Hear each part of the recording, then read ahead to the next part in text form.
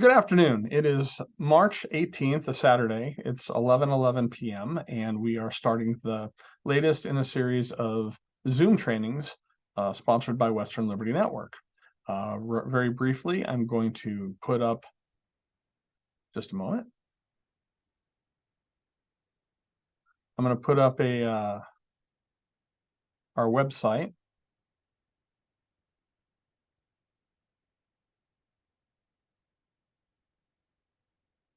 Okay, here we go. You should now see the Western Liberty Network website.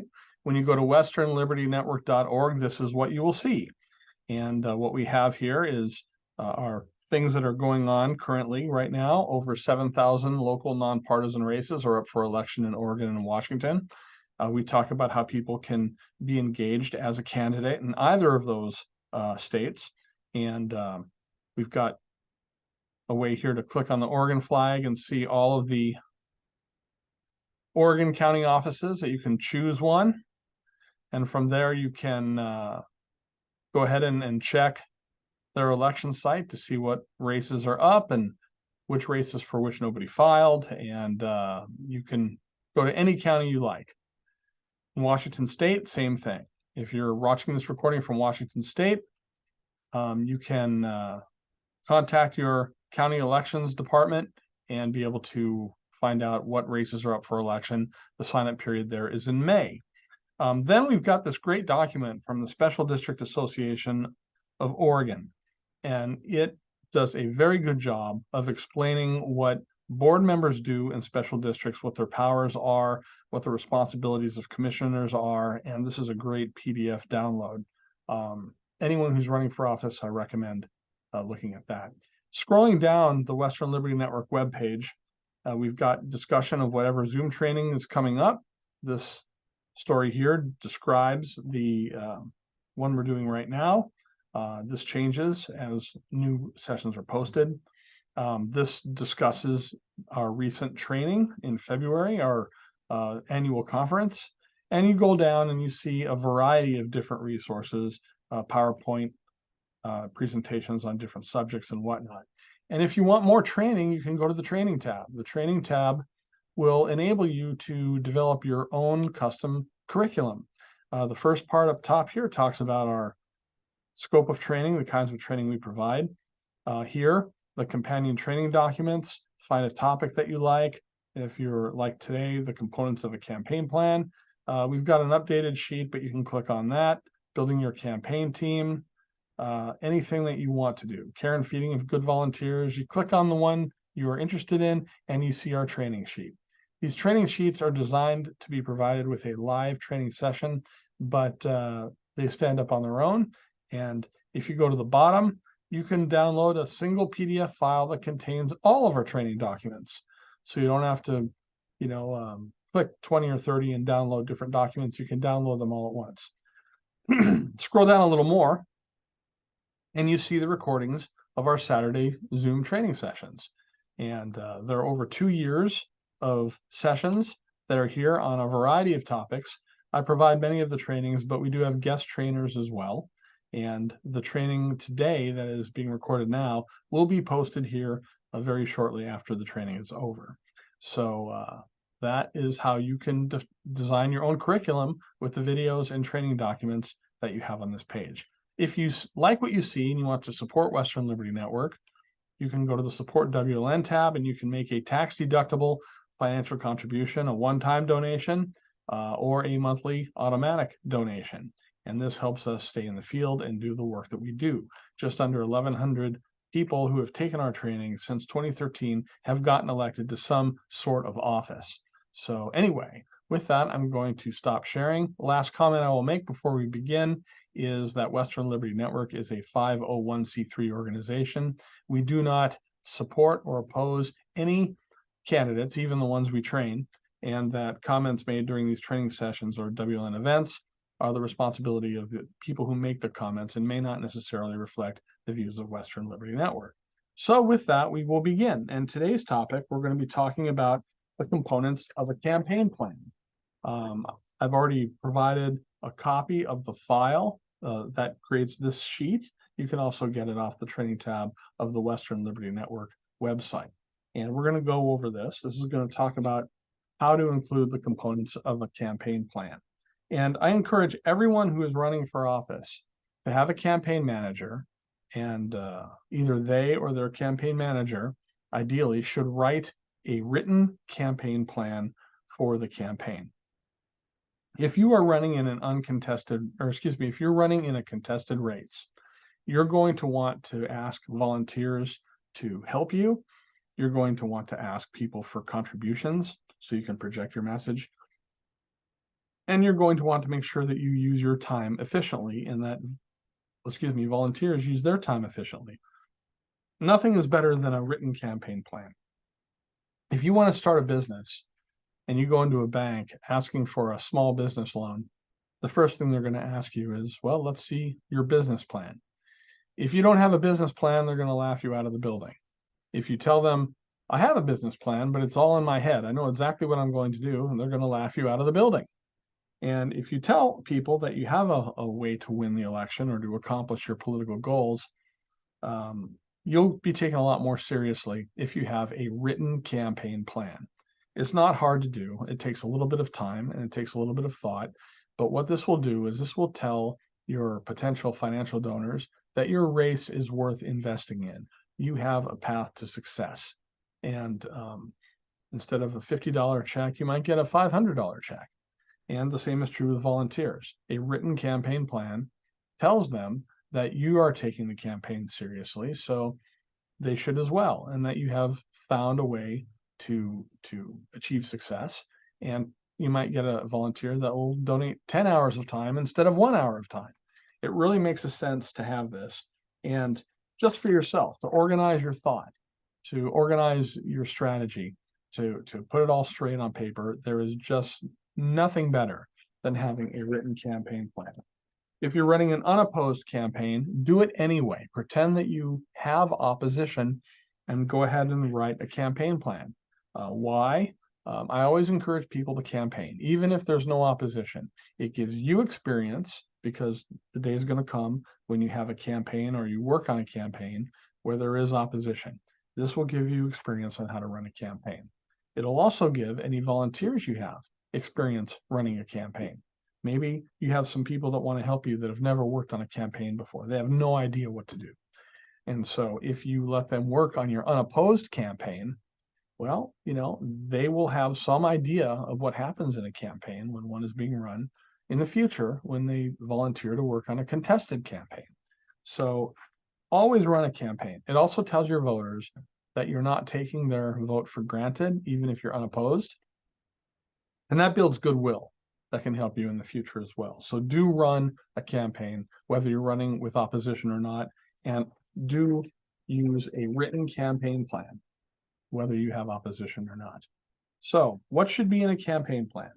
It doesn't have to be complicated, but it should have some basic elements. This training, the purpose of this training is to go over what those elements are. And you can present them in almost any way. On the internet, there are any number of templates. You can put political campaign plan templates, and you'll get some really good ideas. Now, the Democrats have a really good one that I'm going to send. I'm going to send through the chat window.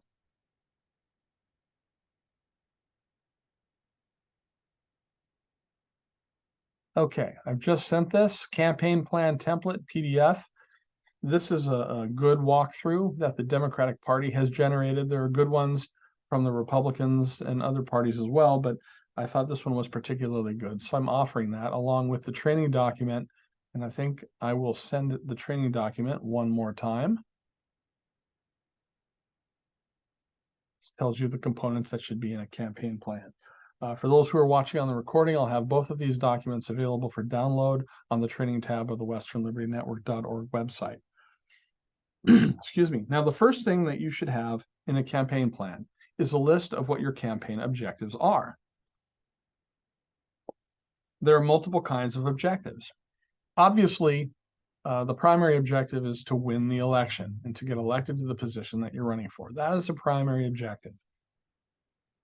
But it's good to have secondary objectives and even tertiary objectives that you can achieve even if you don't win the election. something that will be of value that survives the election itself. And they should be quantified so you can determine whether you achieve that or not. For example, your primary campaign objective should be to win the election. But some examples of secondary objectives might be to establish 10 media contacts, to build a group of 10 volunteers, to get 5 endorsements. All of these things, to raise $5,000. Whatever these things are, build a network of 20 donors, okay? These are all excellent secondary objectives. And there are a couple of reasons to have secondary objectives. First of all, if you are running in a campaign, you are not favored to win. For example, if you are running for a school board seat and your opponent is a popular board member that's been in the race for a long time, or if you're outgunned, maybe you've got $5,000 to campaign with and your opponent has $100,000 to campaign with, secondary objectives are very important because you can tell volunteers and donors, you can say to them, well, I'm trying to win this race and I expect to win this race. But even if I didn't win this race, when we're finished, we're going to have a network of media contacts. We're going to have a network of volunteers. We're going to have a network of donors. We're going to have some money raised and other things, plus the experience. And all of these things will have value beyond the campaign. They will be things that we can use in the future for a ballot measure race or a future run for office or to help somebody else that is running for office.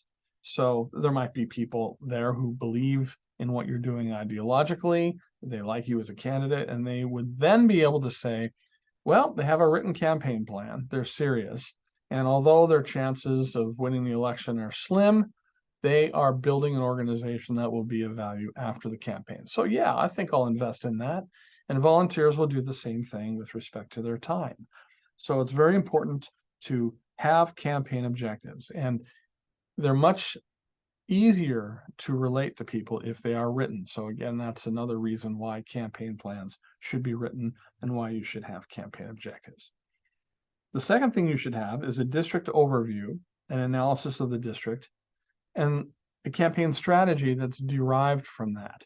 So look at your district, go to your county election office and find out, how many voters are in this district? How many of them are Democrats? How many of them are Republicans? How many of them are independents? How are they scattered around the district? Are there concentrations here, concentrations there?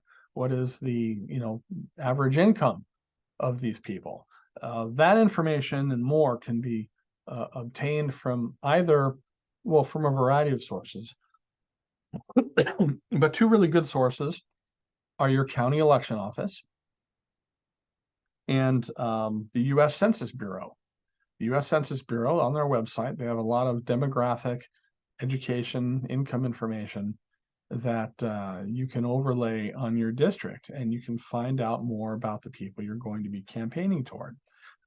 You'll be able to tell, if there's high income or low income neighborhoods, depending on what your campaign is, you might appeal to one to the other, and you will know how to spend your time. From the county, you can get election results from previous races for the position you're running for, and you can find out which precincts in those districts had high turnout, low turnout, what kind of people voted. There's a lot you can have. So take a look at the district you're running in, whatever it is for, water district, fire district, cemetery control board, doesn't matter. And take a look at the people that you're running to win the votes of, and find out more about that. Analyze it carefully as you can. Ask people to help you. Others will learn how to analyze a district and get information as well. And then as you look at the district, you'll find that a basic strategy will emerge. If you think you might appeal more to conservative voters, you're going to be able to tell, okay, where do the conservative voters vote in the highest numbers? Where are there opportunities among independents? You're going to want to establish your base, consolidate your base first, then you're going to want to expand. If you are a Democrat or a liberal, you're going to want to look at low-income neighborhoods and neighborhoods with minority groupings or whatever it is. consolidate your base and then expand outward. But the point is, take a look at your district, analyze it, all with information that's available for free. And from that, a basic campaign strategy will emerge as to the kind of neighborhoods you're going to want to spend your time in and the kind of voters you're going to want to be investing your time and resources in. 3, your campaign plan will need to contain a list of approaches which will help you, or tactics which will help you achieve your objectives. Going door to door in selected neighborhoods could be one example of that. Having radio ads might be another. Giving speeches to service clubs and relief societies in your neighborhood, Kiwanis Club, Optimist Club, all of these are things. If you have enough money and can afford it, direct mail. If not, boots on the ground, maybe some phone calls, phone call campaign. What is your get out the vote strategy going to be in the last month of your campaign? You're going to want to have a get out the vote strategy. Decide who you're going to push, to make sure that they vote. You're going to want high percentage voters. You're going to want to work on those first, and then you're going to want to work toward less people who vote less often.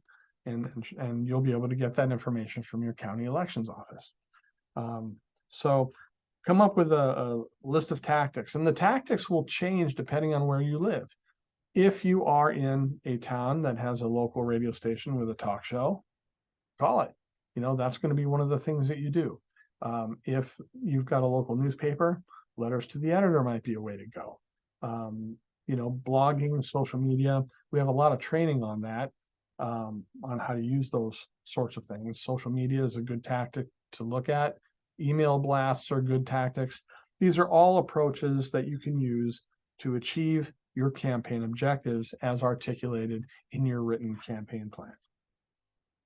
4th, you're going to want to outline your campaign organization. Who's going to help you? Last week, we had a training on how to build a campaign team. I really encourage you to go back and look at that video. And there's a training document attached to that. Go to the training tab of the westernlibertynetwork.org website, look at the video, download the linked document next to that video. That will help you a lot. But I will tell you off the bat, you're going to want, at minimum, a campaign manager, someone who is not you, who can be objective, who can assist you in writing a campaign plan and adjusting your campaign throughout the course of the election. The campaign manager will also be responsible for implementing the campaign plan. Ideally, a candidate is limited toward interacting with voters, either live, in person, door knocking, downtown, shaking hands, or indirectly, through radio interviews, letters to the editor, interviews with the newspaper, but in some way interacting with voters. That's the first thing that a candidate should do. Second thing a candidate should do is be up to date on the issues. Know the issues and have some kind of a platform as to what you would like to do if you were elected and how that is superior to what your opponents would like to do. So the first thing, interact with voters. The second thing, be up on the issues. And then the third thing a candidate should do should be to raise money. Other than that, the campaign manager, whoever it is, should do everything else. Organizing walks, finding volunteers. The campaign manager can get helpers. And if you look at the building a campaign team training that we have, we talk about, how you can build an organization under the campaign manager. But a campaign manager can also be objective. A lot of times candidates, because of ego or whatever, they don't see what's going on clearly in the campaign. The campaign manager can assist with that. And, there are going to be mistakes. Everybody always makes mistakes.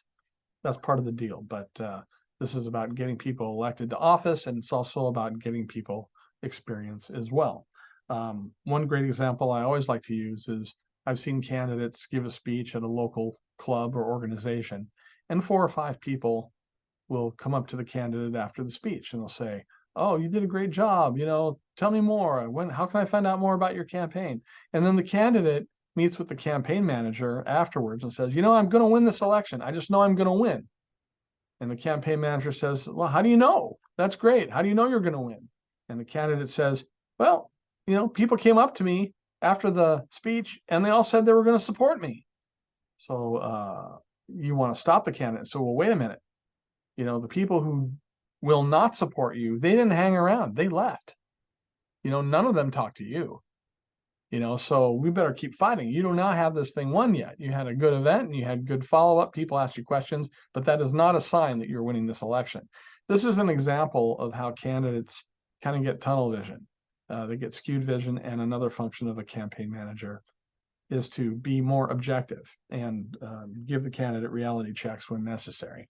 Sometimes candidates are down on themselves, and a campaign manager will say, that's not so bad. You did this, you accomplished that. It was good. It was all right. And that's a function of a campaign manager too. Another thing that a campaign manager needs is a treasurer. A candidate should never be his or her own treasurer. If you're doing campaign finance reporting at any level, even if you're keeping a checkbook and somebody makes a mistake, you do not want that mistake to be the candidate. If the public finds out, or if the Secretary of State issues a fine or a notice that an error has been made, the candidate's opponents can say, well, look at this candidate. He can't even balance his checkbook. How can we trust him to have a say in how we spend money at the water district or the fire district? It's really good to insulate the candidate from those kind of charges. And the best way to do it is to have a volunteer treasurer. If a treasurer makes a mistake, you can say, well, it was a volunteer treasurer. She made a mistake, but we're fixing it and everything's okay. And, it never looks good when there's a financial problem with campaign finance reporting. But if you've got a volunteer treasurer responsible, it is much better than if it is the candidate. So that is an important person for the campaign to have. At minimum, you need a campaign manager and a treasurer. It's also good to have a volunteer coordinator to put together people and to work with the campaign manager to execute volunteer activities. Again, you can go to the training tab and look at last week's training on how to build a campaign team for more details, but suffice to say that you should have some kind of campaign organization, and that is an element that should be included in your written campaign plan.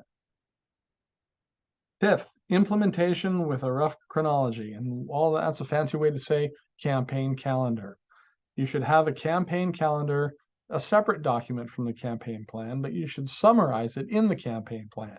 When is election day? When do ballots go out? What range of time are you going to do your get out the vote? When are particular appointments, meetings, speeches, events, all of those other things? When are you going to finish the campaign plan? All of these things should be in a written campaign plan. And again, written campaign calendar. And again, Western Liberty Network has training information on how to do a campaign calendar by going to the training tab of the westernlibertynetwork.org website.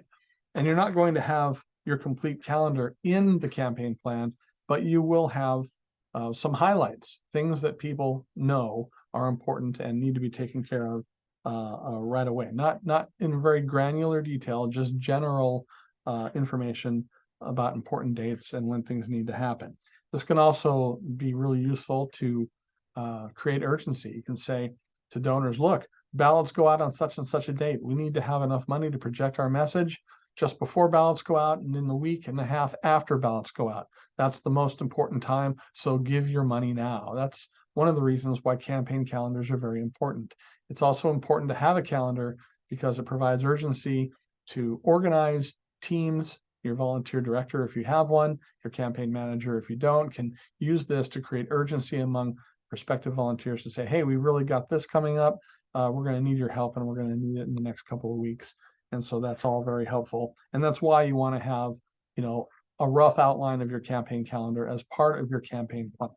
But your detailed campaign calendar should be a different document.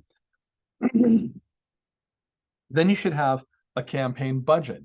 That should be in there too. You've got a series of tactics. You got your goals. You've analyzed your district. You've come up with a list of tactics to use to win votes in your district. You've built a campaign organization, and you've got a campaign calendar. How much is all this going to cost? You're going to work out some kind of a campaign budget, and the budget should be a part of your plan.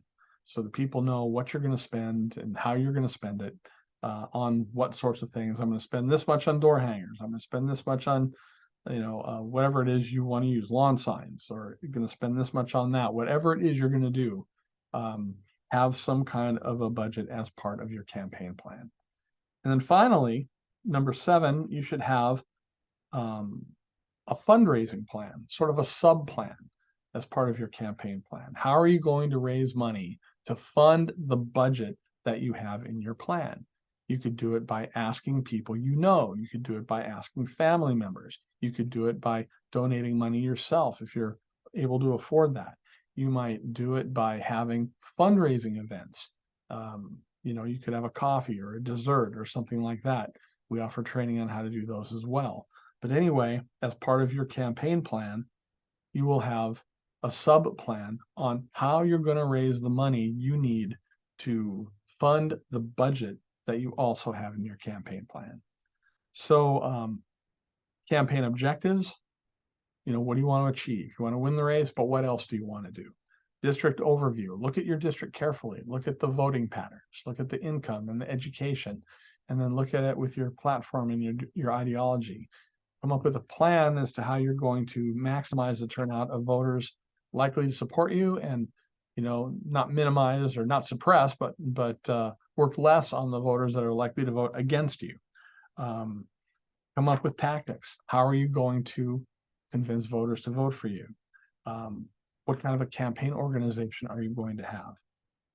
The campaign calendar. When do things need to be done by that are very important within the race? Campaign budget. How much are you going to need to raise to do the different things that you want to do? And fund the tactics. You should have a budget line for every tactic you decide to use. Some of them might be zero. It might involve just time, $0. But others might involve more money. Have it all in the budget and then have a fundraising plan so that folks will know and you will have clear in your mind how you're going to raise money to pay for the budget. So all of these are elements that should be in your campaign plan. I'd also advise that you look at the template that I sent you and also review the training document that I've sent you. And if you're watching this on the recording, you can go to westernlibertynetwork.org, the training tab, and you'll be able to download this video if you want to have a copy of your own, and you'll be able to download the documents that come as well. So that is the training that I have today. Janet, I know I can't hear your voice, but you can type. Do you have any questions? I see you typing something.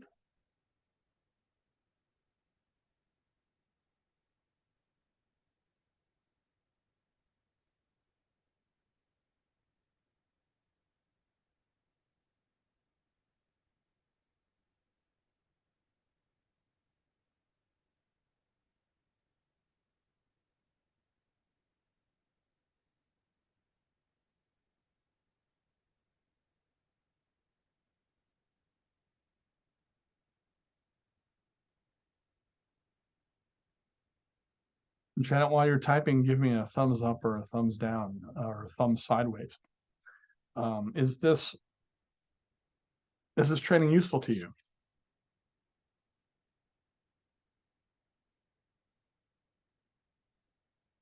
I get no thumbs at all. She's still typing. Okay, here's what I've got.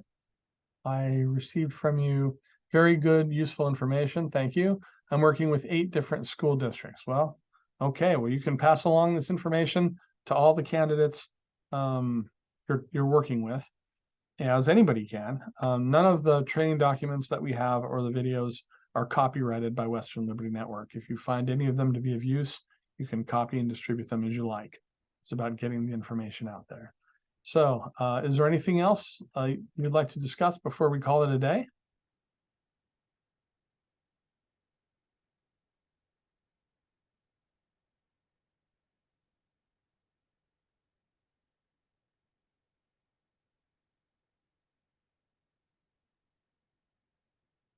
I see Janet's typing a little more. Not really. your information is always great to refer back to. Well, thank you very much. And I wish you luck in your endeavors. And I wish well to the folks who will be watching this recording. And that concludes our session. We will be back next Saturday. So thank you and God bless.